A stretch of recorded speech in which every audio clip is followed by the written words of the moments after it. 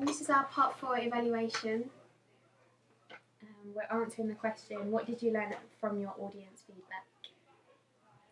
Our target audience were 13 to 18-year-old girls.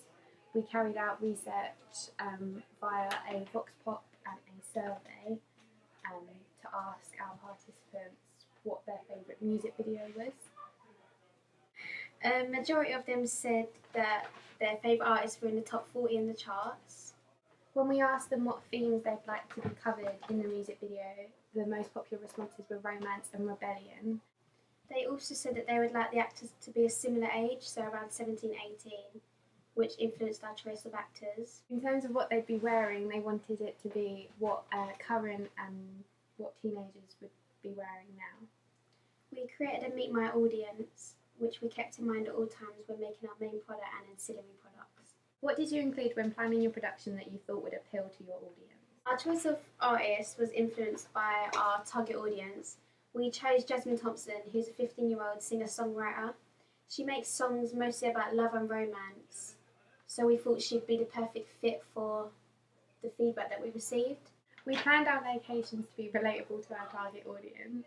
We did this by watching romantic movies to see like typical date locations, and we thought this would be the most relatable way to attract our audience.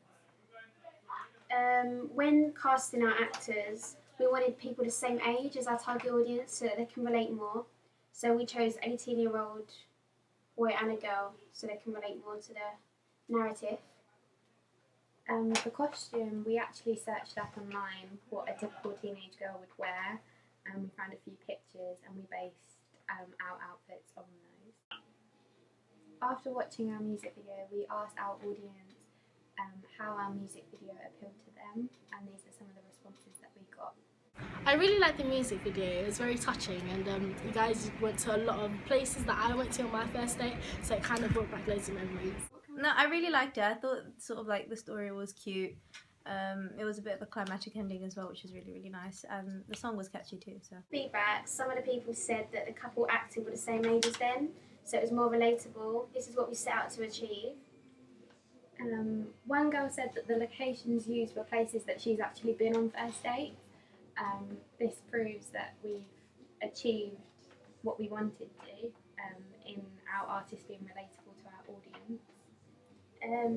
A girl also said that the costumes we used were typical teen outfits, so again making our video very relatable to our target audience of teenage girls.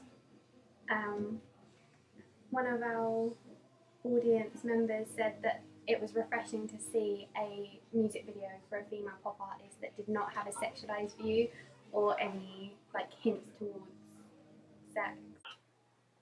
Overall, what else has been successful in your production according to audience feedback? A lot of our feedback said that our narrative was very creative, clear and interesting, which is a big aim of ours, to make a really interesting narrative, to grip the audience and make it so that they want to watch it over. According to audience feedback, people thought that our choice of actors were appropriate. This was successful as people like that they were the same age as them, as it makes it more relatable. Technically, our strengths were in the editing. They said that the transition from the pictures to the real life worked really well. It looked really realistic. A few people said that our choice of locations were very good, not only because it's very relatable to our audience, but there were so many that it really told the story of a couple, and rather than it just being in one location, there was many different memories, so it was very well thought out. Another strength was that the actor's look matched the voice of the artist. This was something that we really planned out, because our original actor, our feedback said that she wouldn't match the voice, so this has made our music video more believable. Another comment was that our graphics made the narrative more interesting rather than it just being a typical love story that is usually shown in pop music videos. Also, one of our audiences noticed that our video is similar to Afterglow, so it shows that they've noticed our influences and it is typical of the pop genre. A few of our audience members said that the graphics, that they didn't really understand it and it was too distracting, but when actually making our music video, without the graphics, it looked a bit Yeah. plain. So this gives it a USB against other pop videos. Another comment we got from our audience feedback was that the performance shots were just standing outside. They didn't really change much compared to the narrative location. Oh, our response to this comment was that we chose that background because of the major changes in the narrative backgrounds all the time. We were planning to use like a colourful graffiti wall or a colourful wall or something like that to make it more exciting or more interesting to the eye. But it looked more typical of a hip-hop genre or an R&B genre, and it didn't really fit with the music video. So how could the work be improved?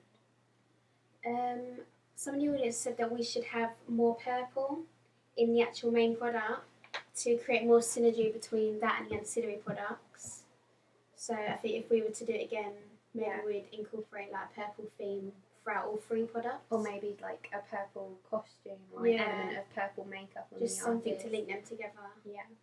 Another comment was to make the graphics bolder. And there was another one about changing the font for it to be the same font as the artist's name. That font wouldn't have worked for it being smaller. I think it would have been harder to read. And making it bolder, I think that would take too much away from the images and the video itself.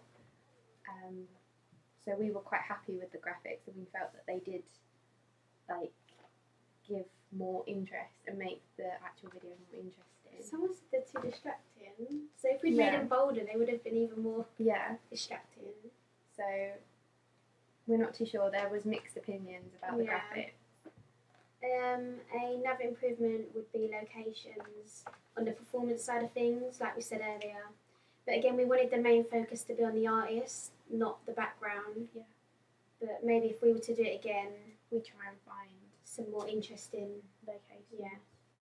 In terms of ancillary products, we had a few mixed comments again. We had a few comments saying that it was very girly and represented our artist well, and the gender and everything. And we created strong synergy throughout all 3 products. In terms of the photos, so we had the Polaroids, and then in the main product, we had the photos on a wall and the photo album, so it all linked together strongly.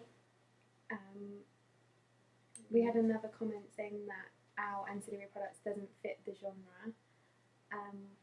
We think it does because our major influence was the Taylor Swift, and that was the main element of her digipack. Yeah. We wouldn't be sure where else we'd go with that. I think the pictures, Polaroids, are very current. Polaroid cameras are making a bit of a comeback, and I think it's really relevant to today's times. It wouldn't fit any other genre. I don't think except it would. pop. Yeah. And because how many pictures of the artist? Yeah. So that's it's the just, main theme in pop videos. So. Yeah. And we've seen female artists looking back at pictures over couples and stuff. That was we've seen it in Cher Lloyd's, Want You Back, and B Miller, Fire and Gold, which were also pop music videos and our influences. So that was our part 3 evaluation, and overall we're pretty happy with the comments.